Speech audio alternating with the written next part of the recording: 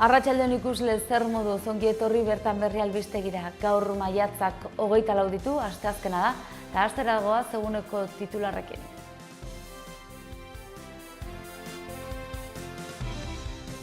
Lauko gobernua sostengatzen duten alderdiek bilera egin dute gaur abiadura handiko trenaren inguruan solasteko bihar da elkartzeko Amanu Ayerdi Espainiako garapen ministro de la Sernarekin. Zizurzendeako bizilagun talde batek 623 sinadura aurkeztu dizkiote Nafarroako gobernuari udalerria eremu mistoa mantentzearen alde. Euskal preso gutuna bihali dizkiete Urkulluri, Uxue Barkosi eta EAJari, sakabenak eta amaidadin ahal duten guztia egiteko.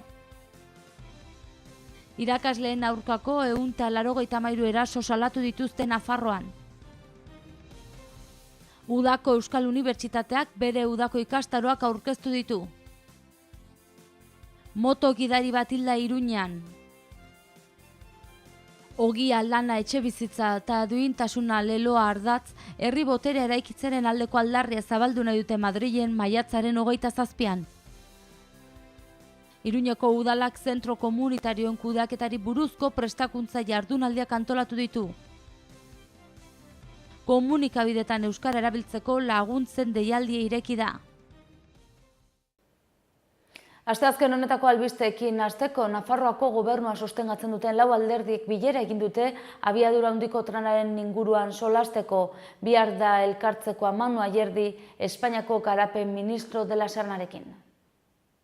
Lauko gobernua sostengatzen duten alderdiek bilera egin dute abiadura handiko trenaren inguruan Espainiako garapen ministroarekin elkartu aurretik. AHT-ari buruz solasean Adolfo Araizek esan du egungo plataforma ez zaiela gustatzen. Oroitarazi du halaber, Nafarroako gobernua jarrera zuhurra izan zuela osoko bilkuran. Nolanahi ere esan du lauko gobernuko taldeen artean desadostasunak daudela. Geroa baiko Koldo Martinezek adierazi du akordio programatikoan jasotakoa defendatuko dutela, aldi berean ziurtatu du plataforma berri akordio programatikoan sar daitekela. Bihar da elkartzeko Amanu Ayerdi, garapen ekonomikorako lehendakariordea, Espainiako garapen ministro de la Sernarekin. Zizurzendeako bizilagun talde batek 623 sinadura aurkeztu dizkioten Nafarroako gobernuari udalerria eremu mistoan mantentzearen alde. Zizurzendeako bizilagun talde bate 623 sinadura aurkeztu dizkie Nafarroako gobernuari eusten dioten lau indar politikoei udalerria eremu mistotik atera eta eremu ez euskaldunera pasatzeko erabakiaren kontra. 3.000 biztanle dituztendeak. Herritarren bozeramaile eta Undioko kontzejuko eledun Enrique Mirandlak azaldu duenez, eskubide linguistikoak murriztea da Zizurzendeako udalako onartutako mozioaren helburu bakarra. Parlamentariek karrera egin diete Zizurko bizilagunei han ziren, besteak beste, Geroa Baiko Unai Uhalde eta Koldo Martinez, EH Bilduko Bakartxo Ruiz eta David Anaut, Ahalduko Ruben Velasco eta Ezkerrako Jose Miguel Nuin eta Marisa de Simon. Mirandak gogorre egin du UPNren kontra salatu du 2011an alkatetza eskuratu zuenetik ari dela erakusten euskararen kontrako jarrera. Hautetxeen esanetan, eremu mistotik ateratzea kalte itzela eragin lieke Zizurzendeako herritarrei. Besteak beste, kirol, kultura eta isialdi ekitaldiak euskaraz antolatzeko diru laguntza galduko lukete udalak eta kontzejuek eta euskara teknikari kontratatzeko laguntza ekonomiko ere desagertuko litzateke. Horrez gainera Zizurzendean dago Nafarroko ikastolarik handiena ere, San Fermin ikastola, eremu ez euskaldunera ikarota ark ere diru laguntza jasotzeko aukera galduko lukela esan zuten kontzejuetako ordezkari politikoek.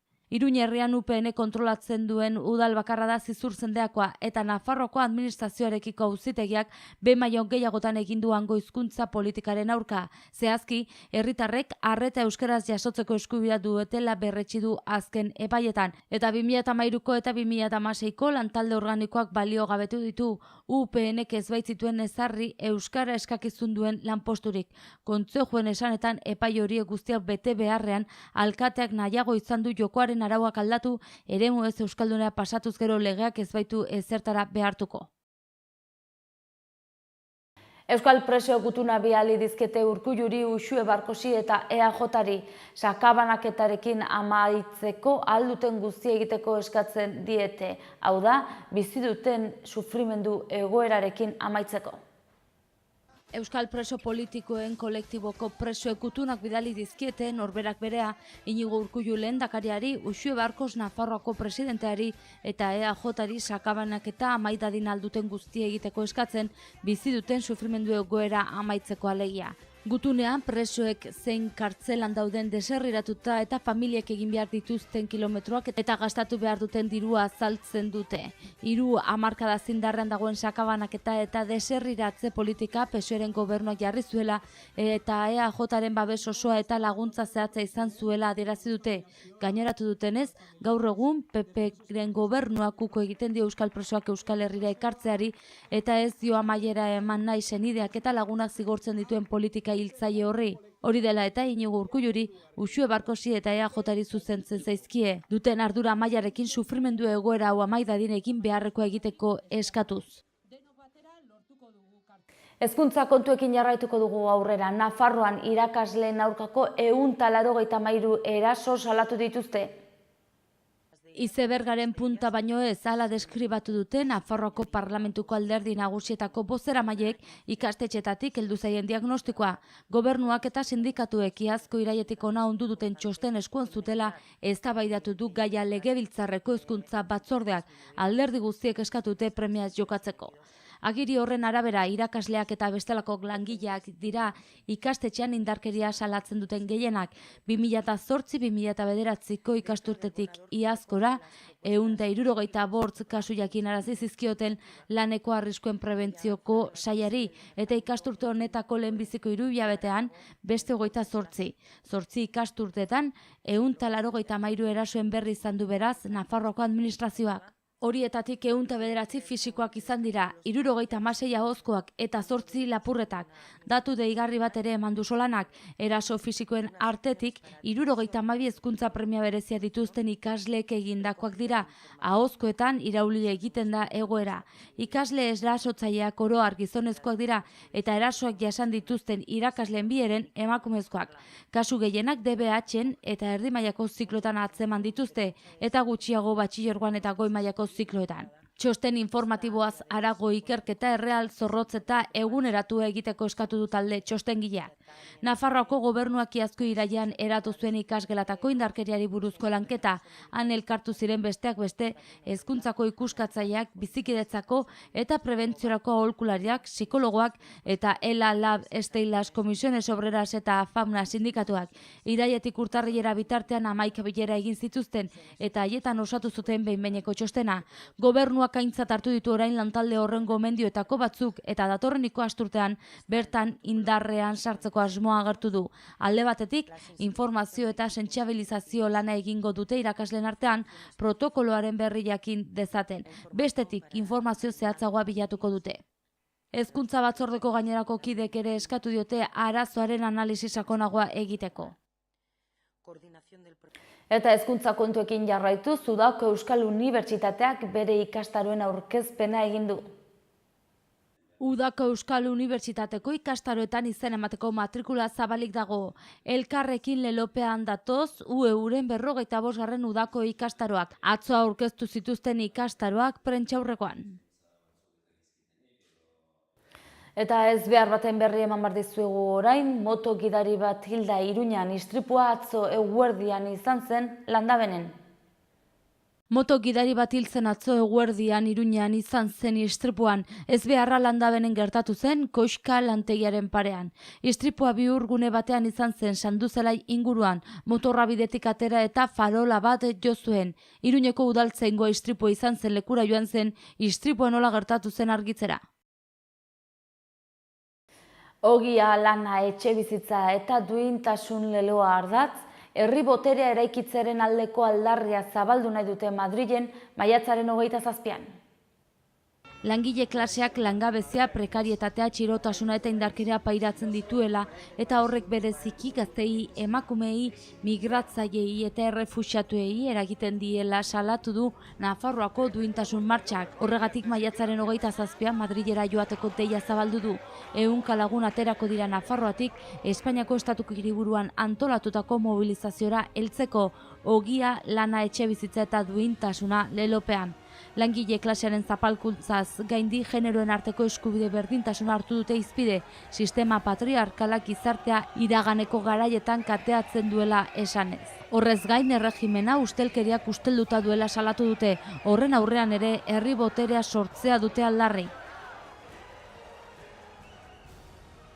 Eta Iruñako udalak bertzalde zentro komunitarioen kudeaketari buruzko prestakuntza jardunaldiak antolatu ditu. Plazara, Zarrak, Berri eta Antzara proiektuak aurkeztuko dituzte. Iruñako udalak zentro komunitarioen kudeaketari buruzko prestakuntza jardunaldi batzuk antolatu ditu, xede hartuta gune horien antolaketa eta programazioari buruzko oinarrizko jarraibide batzuk lortzea eta Iruñeko gune komunitarioen sarea ehuntzen jarraitzea.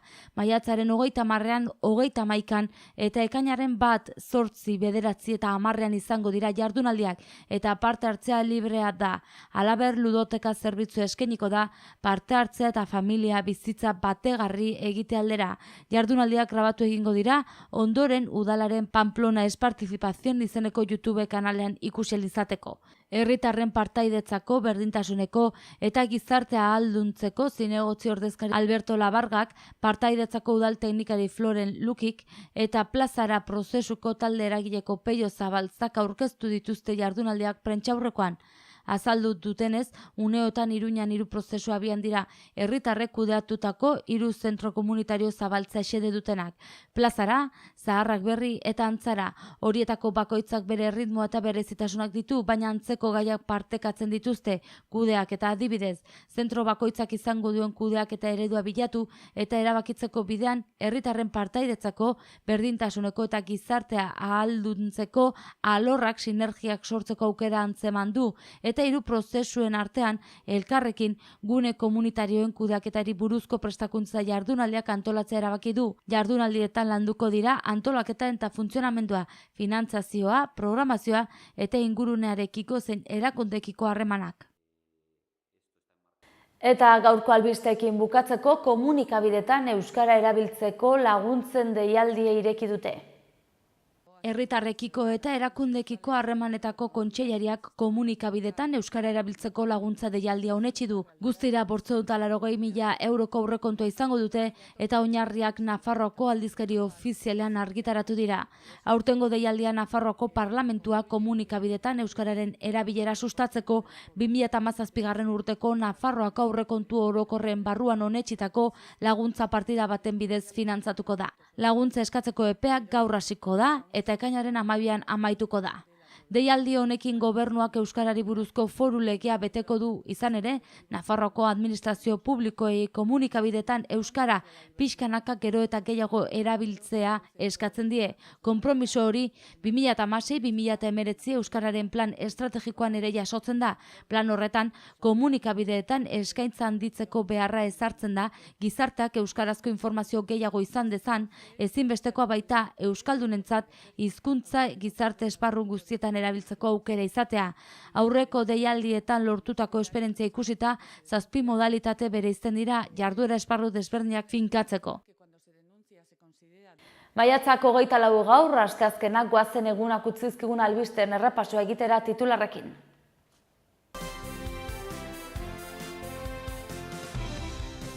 Lauko gobernua sostengatzen duten alderdiek bilera egin dute gaur abiadura handiko trenaren inguruan solasteko, bihar da elkartzeko Amanu Ayerdi Espainiako garapen ministro de la Sernarekin. Zizur zendeako bizilagun talde batek 623 sinadura aurkeztu dizkiote Nafarroako gobernuari udalerria eremu mistoa mantentzearen alde. Euskal presio gutuna bihali dizkiete Urkulluri, Uxue Barkosi eta EAJari, sakabenak eta amaidadin ahal duten guztia egiteko. Irakasleen aurkako 183 eraso salatu dituzte Nafarroan. Udako Euskal Unibertsitateak bere udako ikastaroak aurkeztu ditu. Moto gidari bat hilda Iruñan. Ogia, lana, etxebizitza eta duintasuna leloa ardatz, herri boterea eraikitzaren aldeko aldarria zabaldu nahi dute Madrilen maiatzaren 27an. Iruñeko udalak zentro komunitarioen kudeaketari buruzko prestakuntza jardunaldiak antolatu ditu. komunikabidetan euskara erabiltzeko laguntzen deialdia ireki da. Eta bertzerik ez hausia izan da dena, mila esker zuen arretagatik eta arratsalde ona izan. Bihar arte.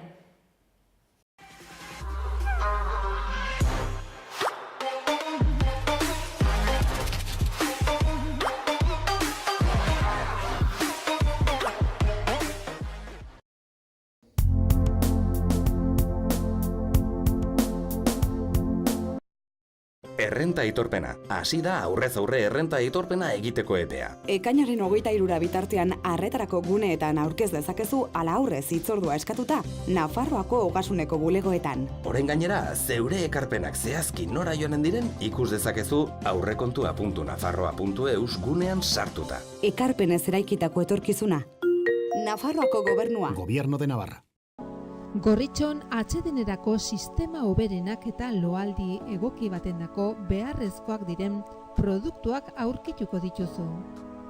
40 urte daramatzagu punta-puntako materialak eta marka hoberenak bezeroaren eskura jartzen. Deskansatzeko sistemetan aditua gara, sofak, koltsoiak, somierrak. Hurbildu eta eskuzabali jasoko zaitugu. Iruña, Gorritxo. Ez egin paso organikoaz. Bereizi eta birziklatu gai organikoen hondakinak. Hau ez da zaborra. Biziak baizik. Ongarria eta energia baizik. Gai organikoen hondakinak birziklatuz, energia aurrezten dugu eta ongarri kimikoen erabilera gutxitzen duzu. Gipuzkoako Tolosaldean, Leaburu herrian, inguru aldapatsu bezain politean kokatua dago Mahala baserria. Bertan ekoiztu eta elaboratzen dira hainbat esneki eta txerriki, hasigazta eta jogurretatik eta txorizo eta urdaiazpiko onduetaraino. Baserritik bezeroaren ganaino zuzenean iristen dira produktuak, modu naturalean eginak dira. Beraz benetan, produktu osasuntsuak konsumitzeko aukera ematen du Mahalak. Eta goxo-goxoa gainera. Jan Baserritik. Gure lurreko larre gozotik, nator zuzenean. Zuretzat esneki bihurturik modu naturalenean.